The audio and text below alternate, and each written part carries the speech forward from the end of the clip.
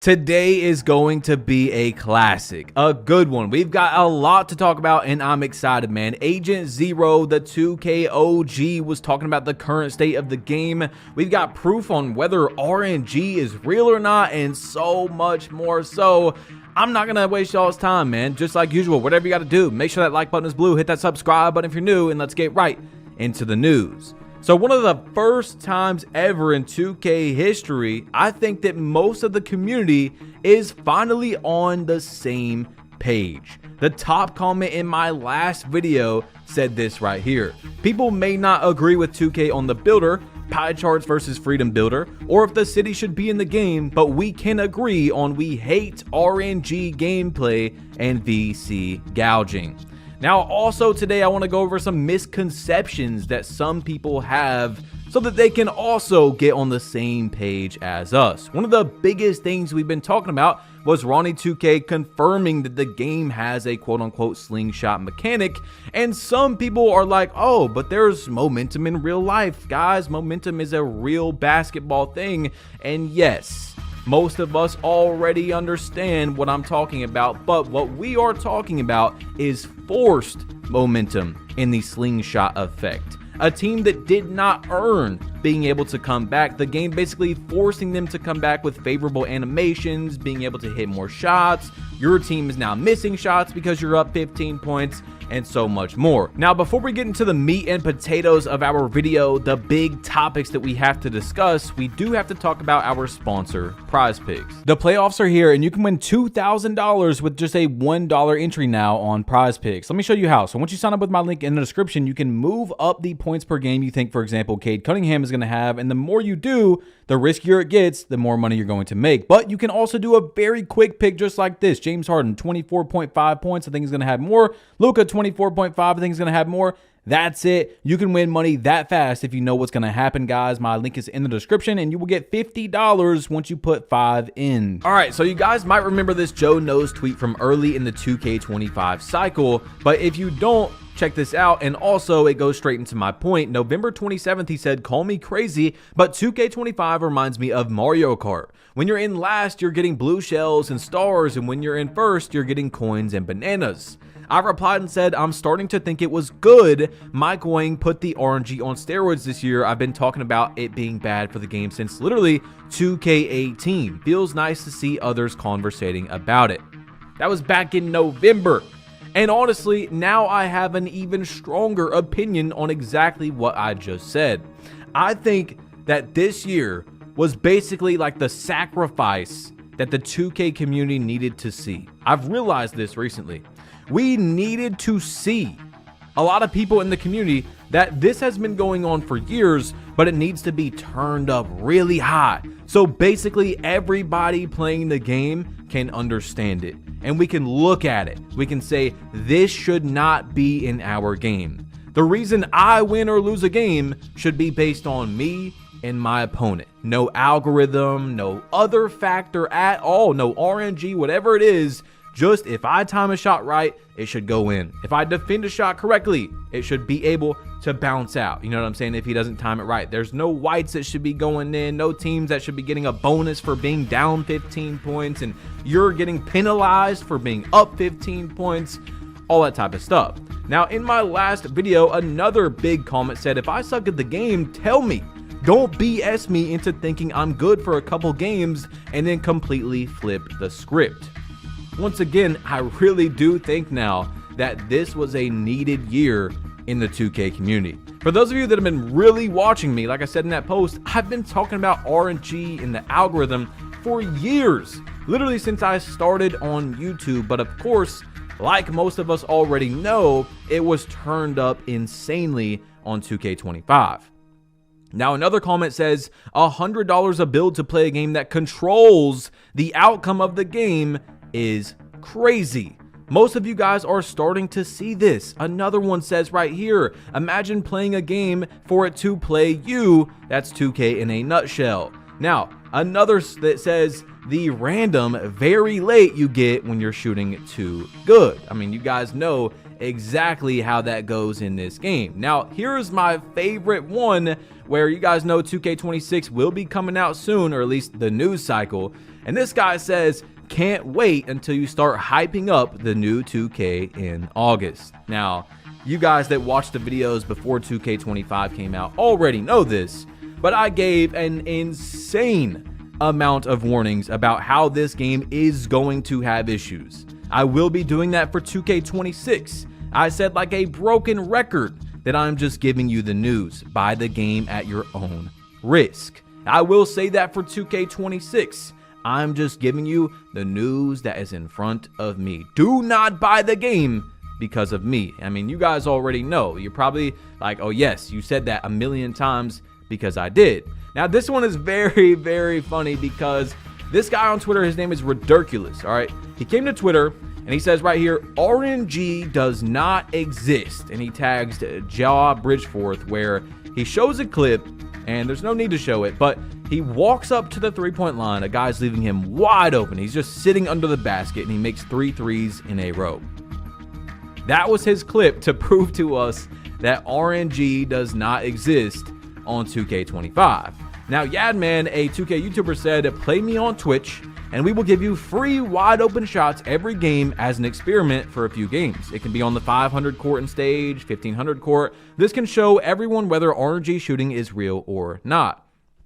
Now, let me actually give a little bit of respect to this guy Ridiculous, because most people talk behind the screen in the 2K community and they never show up to play. They never actually prove what they're talking about. They never give any sort of help at all. But he showed up and he said, I think I was 4 for 8, 5 for 9, or 5 for 8, 4 for 7, can't remember the last one entirely, all at least 50% with a D- speed jumper. Granted, open, it tracks with me saying I'm 60+% in the rec. So he shot 4 for 8, 5 for 9. You know, he pulled up to these games and he was shooting a little good.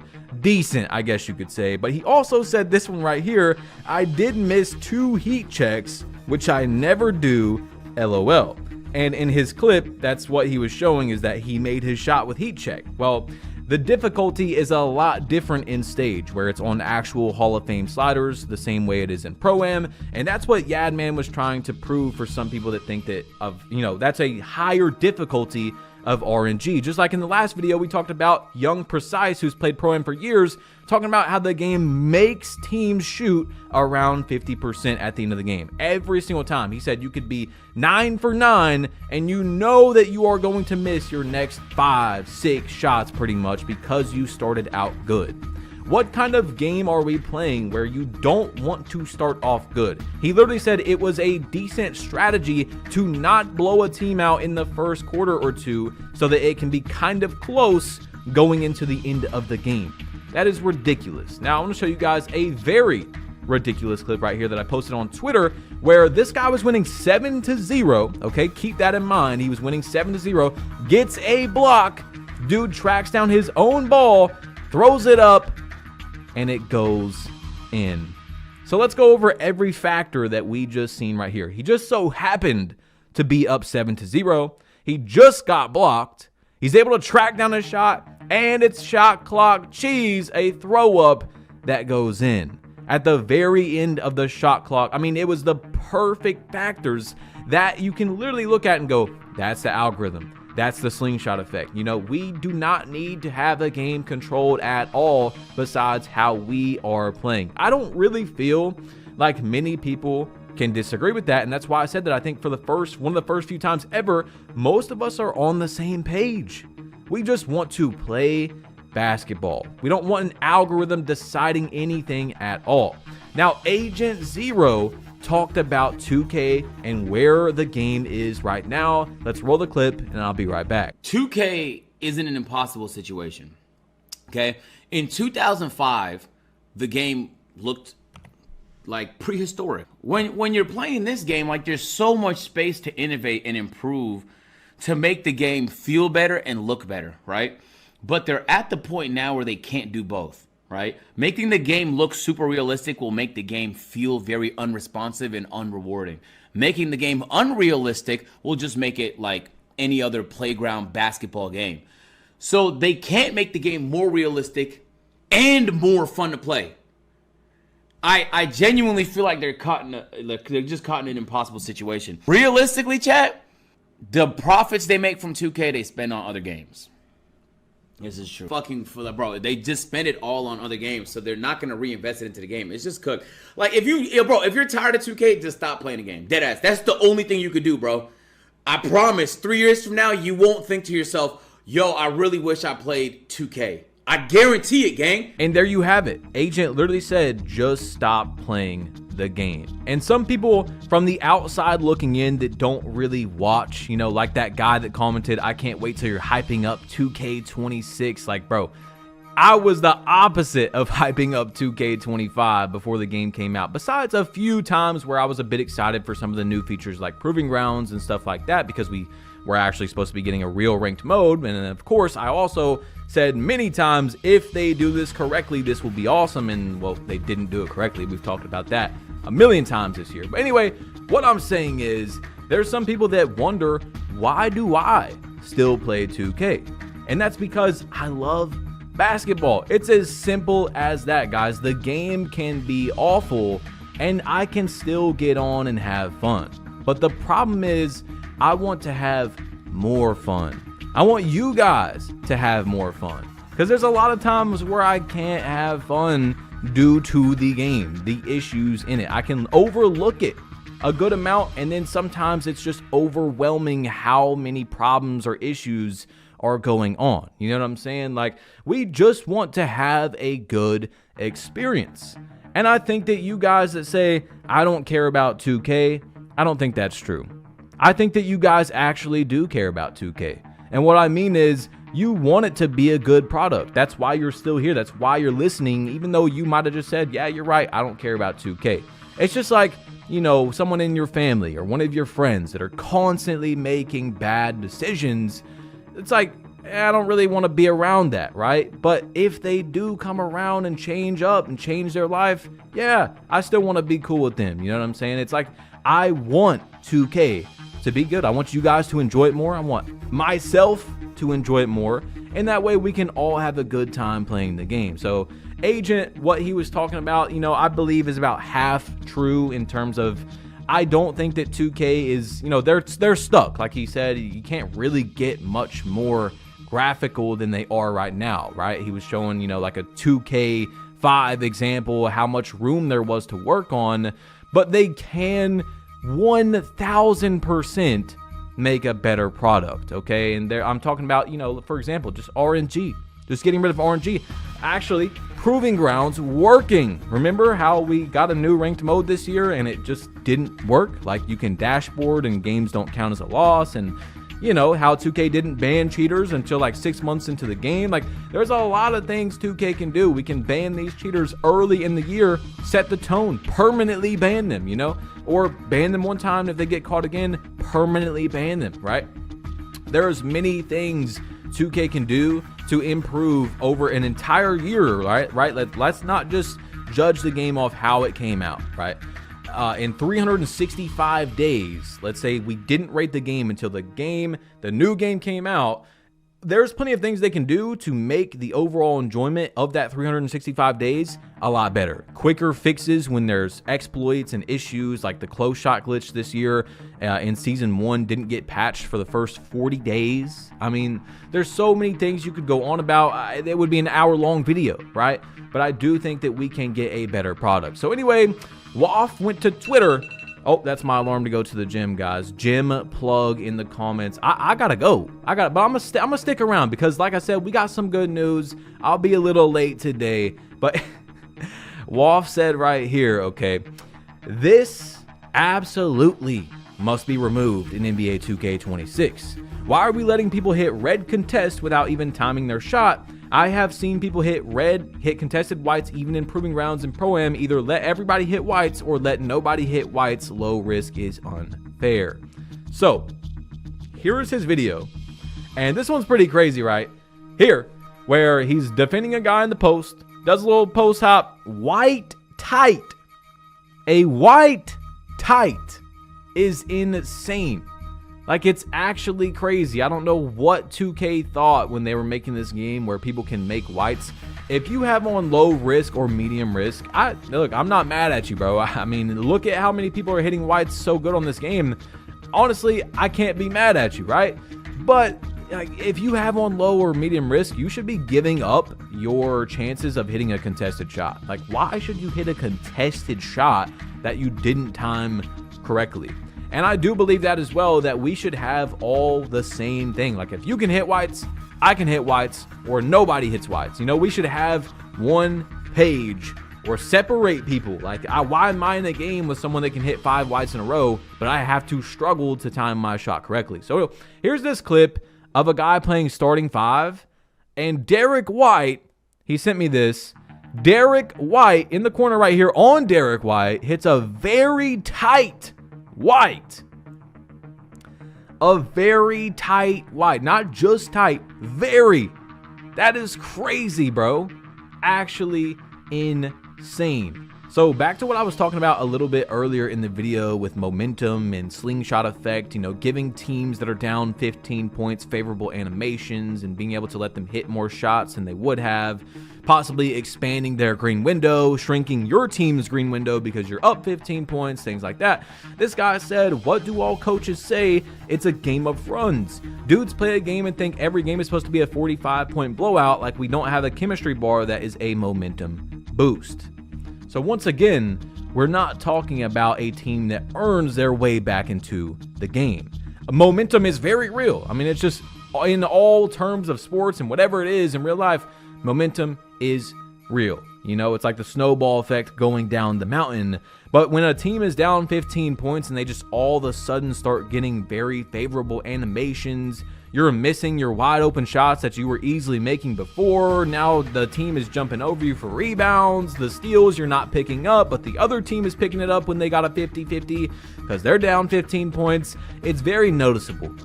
Now, I would say 90% of the community has noticed it this year. And that's why I said that I think most of us are on the same page, where we just want to have a product where we are in control of winning or losing. Our opponent is in control, you versus him, and that's it. This guy said, this is what makes the 2K community ignorant. Y'all talk so much trash about 2K22. They made it where you can make open shots, but y'all was like, it is too easy now. They made it hard to shoot in the past 3 2Ks. First of all, it wasn't hard at all to shoot in 2K24, so I don't know what he was talking about. But here is another misconception. This guy said, hey, shooting in 2K22 was super easy, and you guys said make it harder. No, the problem with 2K22 was sniper. You could make way too many whites.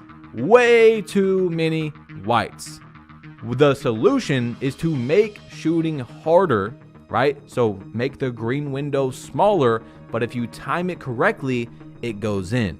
So we do actually want a harder shooting, but we want it to have a skill gap where there's not a capped limit or an algorithm saying, hey, you've made 2 shots in a row and you made your last 2 shots in the last game, so now we're going to give you a super fast speed up or a super slow down on your shot, whatever it is. You see what I'm saying? So no, it is not. It's just another misconception that people have in the community that, oh, easier shooting means easier shooting, harder shooting means harder shooting, and that's what you guys asked for. No, there's many different things inside of that. Green window, RNG, Mike Wing has talked about this himself, the gameplay director of 2K.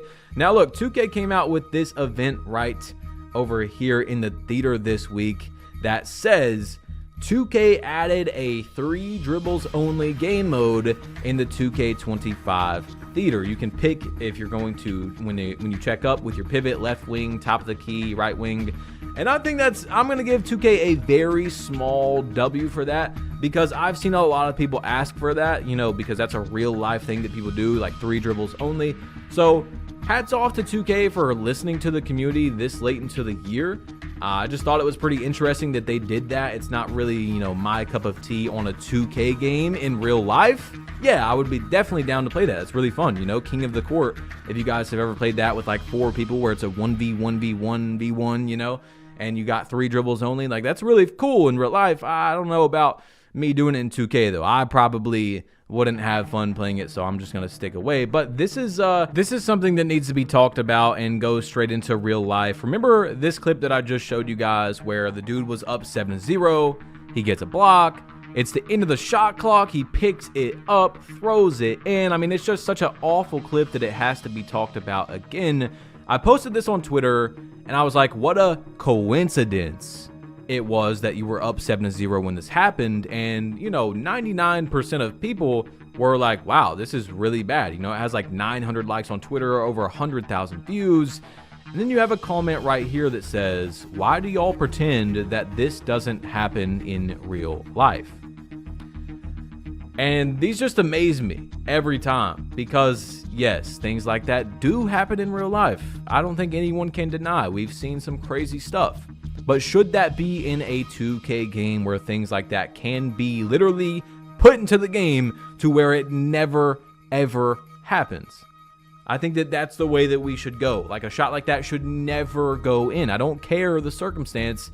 The game should actually have a skill gap where, once again, user input is the reason why you win or lose. What you did on the court, not some 0.01% shot that went in at the shot clock that the dude didn't even time. No, we shouldn't have anything like that. So guys, I am out of here. That's all I've got for you today. I hope you enjoyed. Click this video right here on the screen, man. Tap it if you want to check it out. It's me. It's what you've been watching, where I tried to go 100-0 in rec in one season. So check it out, click it, tap it, and I'm out of here. Peace.